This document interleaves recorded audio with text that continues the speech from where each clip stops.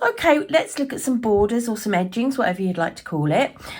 For the purposes of these videos, I'm just working on 2 blocks put together, so I can show you the repeats that are needed for the borders, and we will be able to do things like work across joins and stuff, no problem at all. But we just need a small area to be able to sort of effectively show you on the video. So before I start, a couple of pieces of information.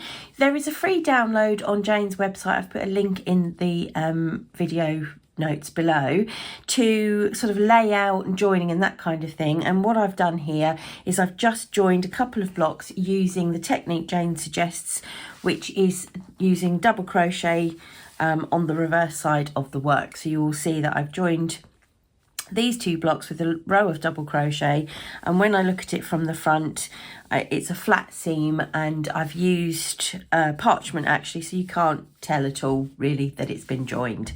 But what it does mean, as I said, is I've got correct stitch count, which will work with the divisible by 9 patterns for the borders, and as I said, I'll be able to show you what to do when you get into the joined areas and that kind of thing.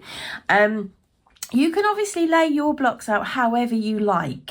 So the border patterns themselves are based on a particular layout, but it doesn't matter.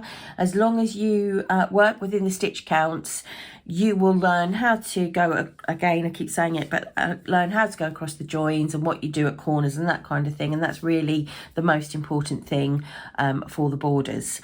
Now, there are 3 borders that you can that we've included in the patterns.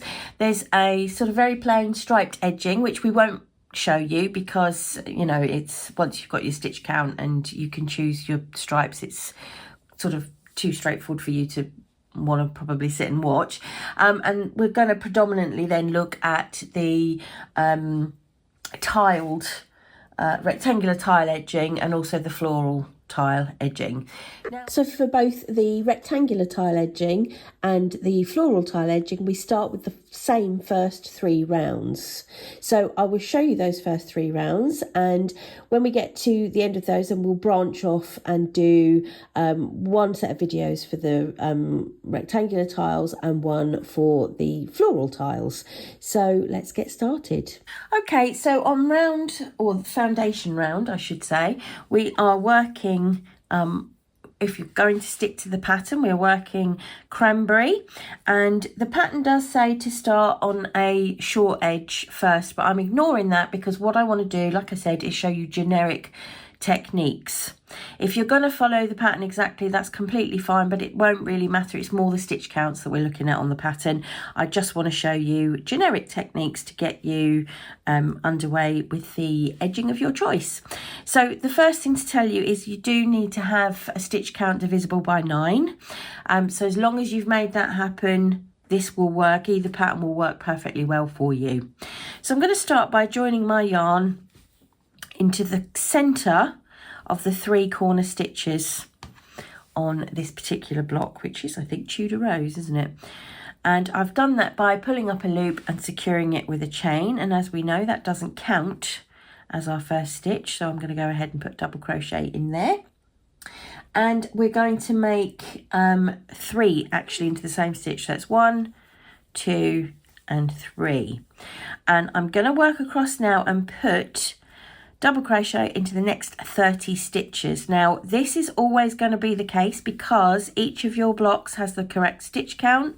So if you started in the correct place, i.e. the center stitch of the corner stitch, you will always have to make 30 stitches to get to the next point. So I'll just go across and make those 30. Okay, this is number 30.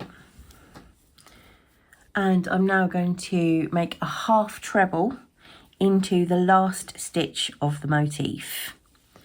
All right, and I'm going to skip the seam and make a half treble into the first stitch of the next motif along, and those stitches are the ones that are actually joined. If you can see, they're joined together, and the reason that we do that slightly longer stitch is because those stitches are kind of curving down into this join, and so we need a slightly longer stitch to kind of even it up and make it straight.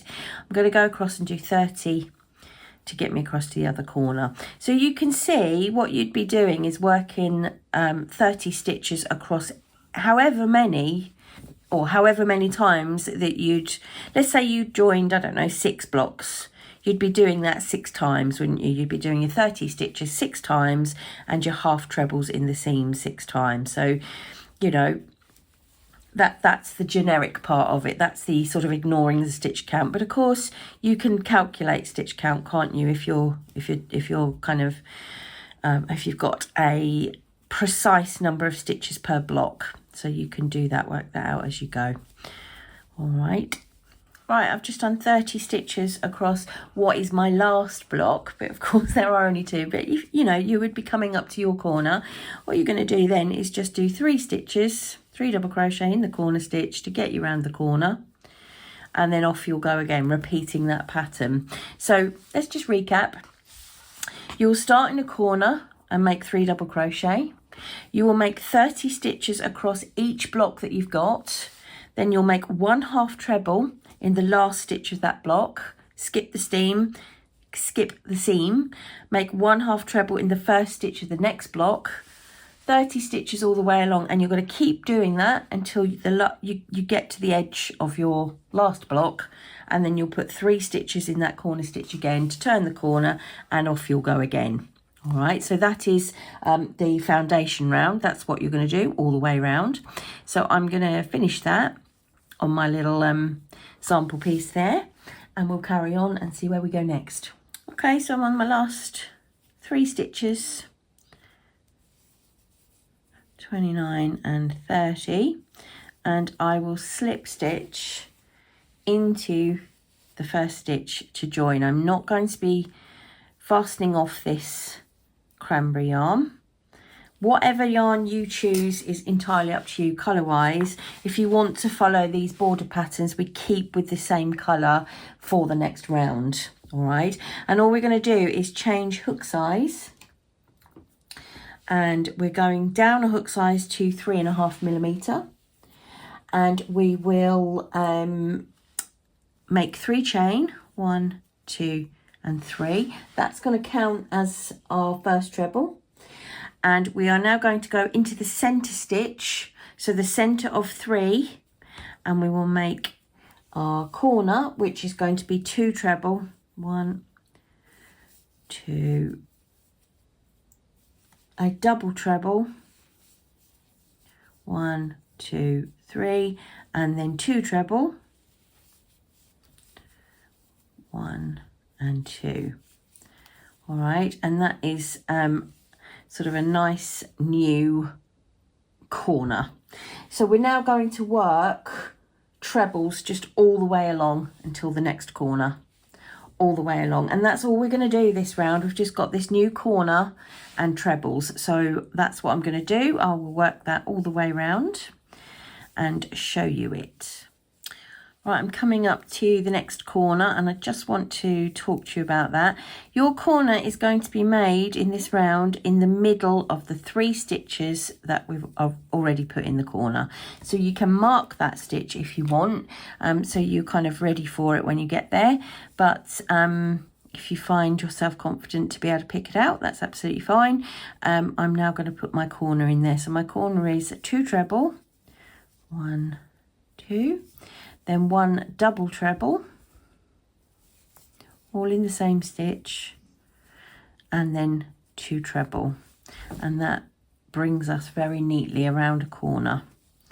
All right, and that's what you're going to work all the way around, and then off you go again. Just need to make sure I've done them all. Yes, I am. Off you go again with your trebles all the way. So just the corner stitches, mark them if you feel that you need to, because that's the only place where anything different happens on this round.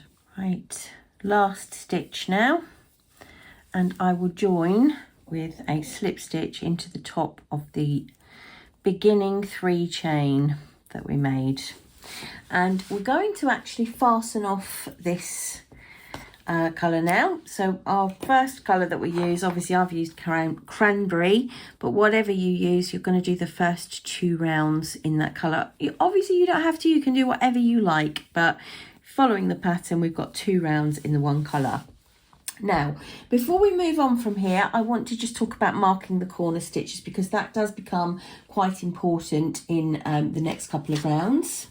So what you will do, or what you should do, is mark the corner stitch of the 5-stitch group. So if you look between my nails here, we've got 2 treble, a double treble, and then 2 treble. So my stitch markers will go into the double treble at each of those corners. All right, because we need to be able to identify that stitch for the next rounds. All right, so go round and just mark your 4 corners like so, and you'll be ready to move on to the next round.